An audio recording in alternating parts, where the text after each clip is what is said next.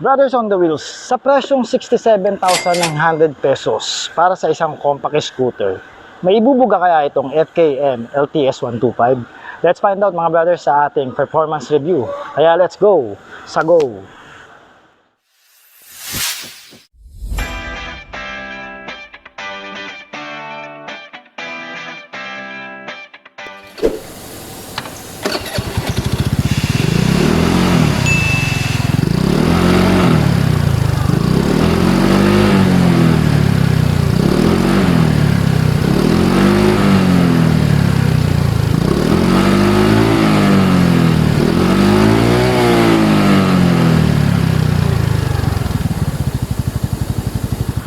Alright mga brothers, pagdating sa kanyang bike fitting, for the reference mga brothers, meron po akong 52 kg na weight.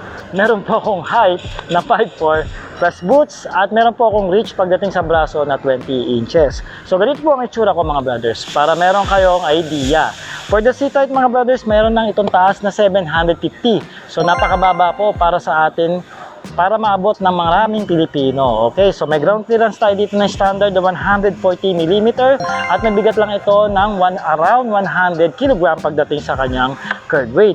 Sa riding position mga brothers, upright naman yung scooter, napansin ko lang may kababaan ng konti yung kanyang handlebar. Then, nagbibigay pa rin naman ito ng ating standard gesture pagdating sa posisyon at hindi naman tayo pahihirapan ng isang ito, no? Turn radius niya mga brothers, malaki na rin, no? At madali tayo rito makakapagmanubra sa mga makikipot na daan and also sa mga traffic pagka sinisingit-singit natin. No problem dahil isa nga itong compact scooter. Alright. So, slow speed. Yun para si Marco. Okay, ang una ko napansin, mababa yung kanyang handlebar, which is sabi ko kanina. Pero okay lang, medyo upright naman tayo rito. Yun lang, mababa yung handlebar niya. No? So, subukan natin to sa ating acceleration check test doon sa dulo. May street doon na open, so pwede tayong marangkada doon ng anytime at mukha namang hindi daanan ng mga sasakyan. Alright, so dito tayo. Okay, maganda siya sa slow speed, tama lang for the 125. Okay yung performance niya, not bad at all. So dito na yung street, panghuli yun kaliwa. Maganda doon, open kasi. Dito kasi may truck So dito tayo. So dito natin susubukan ng ating acceleration and vibration, no? So dito natin siya raramdaman dahil straight ito, no? So again, okay, 0 to 100 sa hopefully kung kaya natin kasi may ano na doon Uy, takas Alright. Maganda starting point niya. Okay na okay.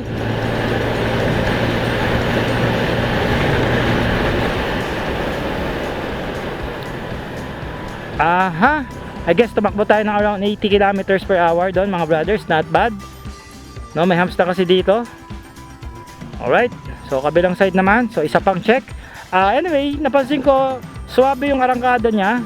Hindi na masama sa 125cc na compact scooter. No, at okay naman. At vibration niya hindi naman ganun kalala, merong konting-konti lang sa floorboard. Pero isa pa, damahin pa rin natin ulit. Full throttle natin to. Ayan, may vibration nga rito sa floorboard, sabi ko nga kanina. Pero so okay lang naman, hindi naman ganun kalala. Ayan, natakbo natin 80, 85 ata. Hindi tayo maka 100 dito kasi wala na tayong ibang mahanap na speed o straight na kalsada para mag-check ng 100, no? 0 to 100. Pero okay naman siya, no? For the acceleration and engine vibration, bibigyan ko yung motor na to ng 7. Okay, di ba? Not bad at all, di ba?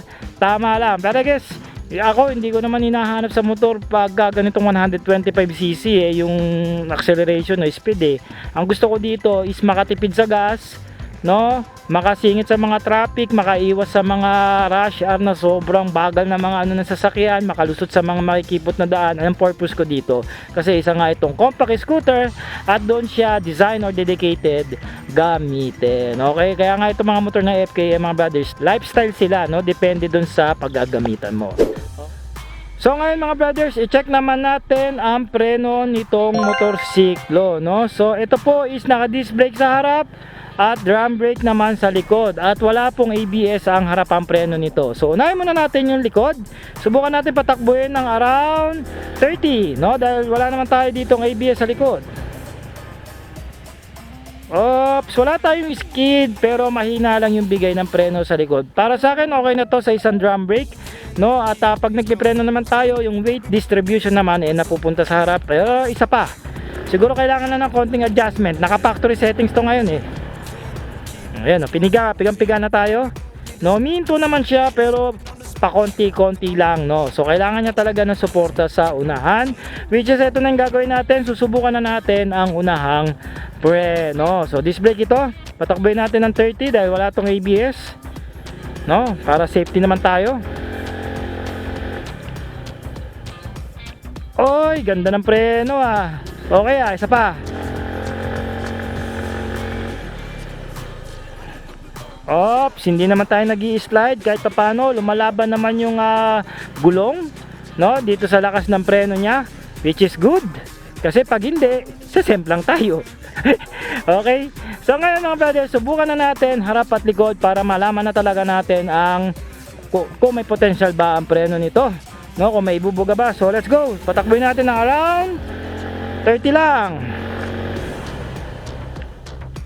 Wow! Alam niyo ang una ko nagustuhan sa kanya, wala siyang skid, no? At ang preno niya suwabe pag namemreno siya, pero nandun yung lakas, no? So isa pa, patakboy natin na around 20 to 30 lang. O ayan, wala siyang skid at maganda yung preno niya, hindi siya fishtail, no? Wala akong nararamdaman na nahihirapan yung wala akong nararamdaman na magi-skid yung gulong, no? Lumalaban yung gulong sa lakas ng preno, which is good, no?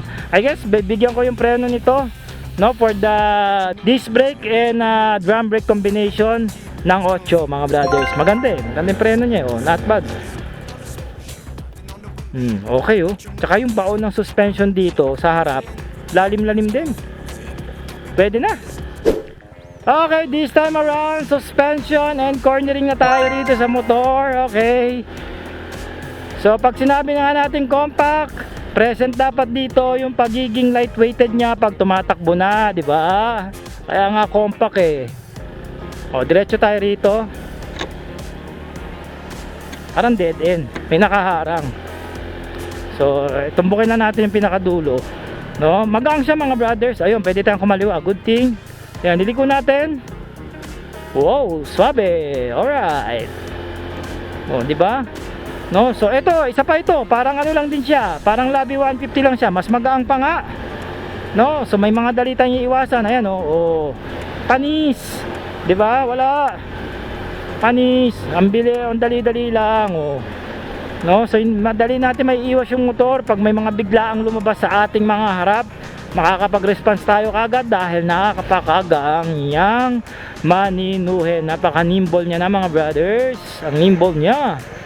So dito tayo, slow speed, pakaliwa. Ayos walang problema Okay diba pumikembot-kembot lang ako. Ayos na ayos yung motor. Dito mangkada konti. Tapos preno, crossing baka may biglang lumabas, patay tayo. So ligo natin, sabay may humps dito. Hinangan natin suspension. Yun, tumalbog ako.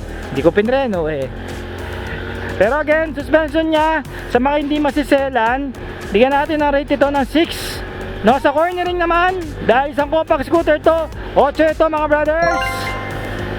Ayan So may kurbada rito ulit. Kurbada tuloy, paliko pala. Dahil squala ang mga likuan dito. Kurbada, makakurbada, akala mo nasa sigsag mabagal lang tayo, baka may sasakyan. Swabe, diba? Alright, ito pala may off-road at pala dyan, dinaan ko yung labi. So ito pa, may paliko pa rito yun mag-i-enjoy ka talaga pag ito scooter mo, no? Sa mga syudad talaga to talaga ginawa.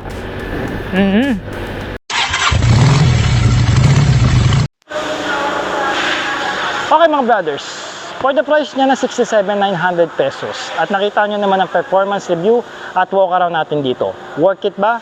Kung ako tatanungin yung mga brothers, worth it naman ito dahil hindi na kayo mahihirapan at makakaiwas na kayo sa mga matitinding traffic pagdating sa rush hour at meron naman kayong paglalagyan pa ng inyong kagamitan dahil sa malaking floorboard ng scooter. Okay? So anyway mga brothers, comment nyo nga pala kung ano masasabi nyo rito sa bagong compact scooter ng FKM at pag-usapan natin yan sa comment section. Okay? So sa mga gusto mag-share at gusto manalo ng ating GCash giveaway every week, i-share nyo lang po itong LTS FKM 125 or FKM LTS 125 at lagyan nyo po siya ng hashtag na FKM LTS 125. Okay, no? Ang daming FKM, no? So, doon po ako mamimili mga brothers kung sino yung nagsishare ng marami dito sa motor na ito. Yun po yung bibigyan natin ng GCash 500 giveaway. Okay mga brothers, mag-follow na kayo sa ating Facebook page para mayroon pa kayong aabangan sa ating mga parating na episode at mag-subscribe na rin kayo sa ating YouTube channel kung mahihilig kayo sa mga ganitong content. Once again mga brothers, ako po si Art. Maraming salamat po.